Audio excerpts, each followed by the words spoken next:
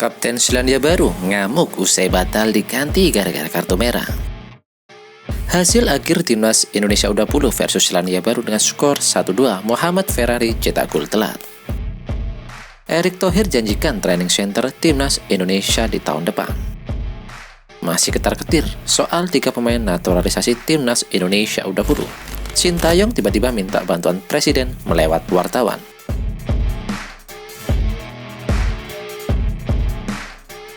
Halo football lovers, penggemar timnas Indonesia. Kali ini kami dari Garuda Nusantara update berita timnas Indonesia akan memberikan update kabar terbaru dari timnas Indonesia.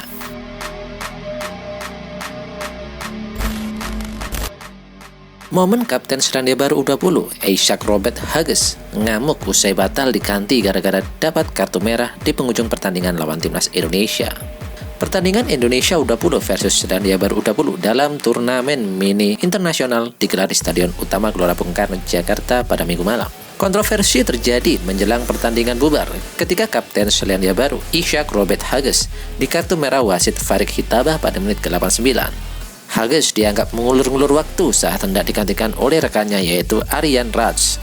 Hughes tidak memilih langsung keluar lapangan, melainkan berjalan menuju rekannya untuk memasangkan ban kapten. Tindakan mengulur-ngulur waktu Hughes sempat coba dicegah oleh penyerang timnas Indonesia Hugo Samir, tapi Hughes tak peduli. Karena dianggap mengulur-ngulur waktu, Hughes pun mendapat kartu kuning kedua yang berujung kartu merah. Hughes pun ngamuk usai mendapatkan kartu merah tersebut. Ketika meninggalkan lapangan, Hughes yang emosi langsung membuka bajunya lalu membantingnya. Pelatih Selandia Baru, Darren Sasson-Besserly, yang melakukan protes kepada wasit juga mendapatkan kartu kuning. Sementara calon pengganti Hughes yaitu Aryan Raj akhirnya batal masuk ke lapangan. Pertandingan Indonesia versus Selandia Baru yang digelar di Stadion Utama Gelora Bung Karno berakhir dengan skor kekalahan 1-2.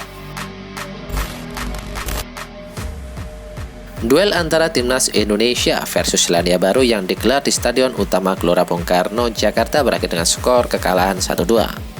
Gol dari Selandia Baru dicetak oleh Oliver Zon Colati pada menit ke-58 dan Joshua Hartman pada menit ke-70. Sementara gol balasan timnas Indonesia dicetak oleh Muhammad Ferrari pada menit ke-91. Timnas Indonesia U20 masih menyisakan satu pertandingan lagi melawan Guatemala pada hari Rabu malam. Timnas Indonesia mencoba melancarkan serangan di sisa waktu babak kedua. Namun pertahanan api yang diterapkan oleh pemain Selandia Baru membuat Arhan Fikri CS frustasi. Selandia Baru bermain dengan 10 pemain pada menit ke-89 setelah salah satu pemainnya mendapat kartu kuning kedua. Timnas U20 Indonesia berhasil memperkecil kedudukan menjadi 1-2 melalui gol telat Muhammad Ferrari. Skor tak berubah hingga wasit meniup panjang peluit akhir babak kedua. Hasil akhir timnas Indonesia kalah dengan skor 1-2 atas Selandia Baru. PSSI juga kembali membentuk badan tim nasional seperti yang pernah dilakukan oleh pengurus lampau.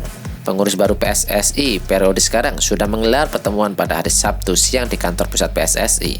Erick Thohir bersama jajarannya telah menetapkan 3 hal untuk perkembangan sepak bola Indonesia utama untuk timnas Indonesia. Dijanjikan bahwa membangun sarana pemusatan latihan adalah hal utama yang harus dilakukan. Rencananya tahun depan tempat itu sudah siap. Insya Allah minggu depan kami akan mengirimkan tim untuk mulai melihat tanahnya. Ini bagian dari komitmen PSSI membangun training center bersama Erick Thohir. Nantinya pembangunan training center itu akan diurus oleh Komite Ad Hoc Infrastruktur yang turut dibentuk oleh jajaran PSSI saat ini. Selain Ad Hoc Infrastruktur, mereka juga membentuk Ad Hoc Supporter. Yang menarik, pengurusan PSSI tahun ini juga sepakat akan membentuk kembali badan tim nasional. Sudah bertahun-tahun BTN dihilangkan oleh PSSI, dan kini badan tambahan yang khusus mengurus timnas Indonesia akan kembali lagi.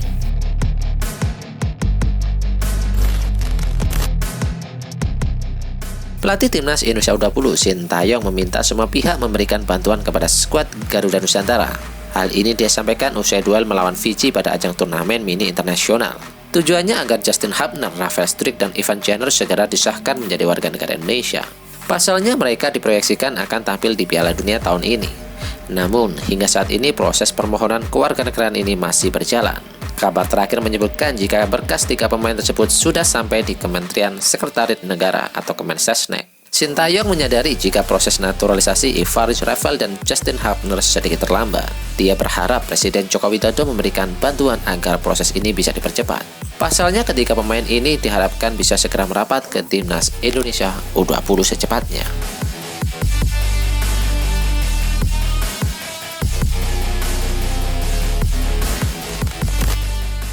Well done, update informasi ini saja yang bisa kami informasikan. Bagi kalian penggemar Timnas Garuda, jangan lupa untuk subscribe channel ini. Salam sepak bola nasional, see you.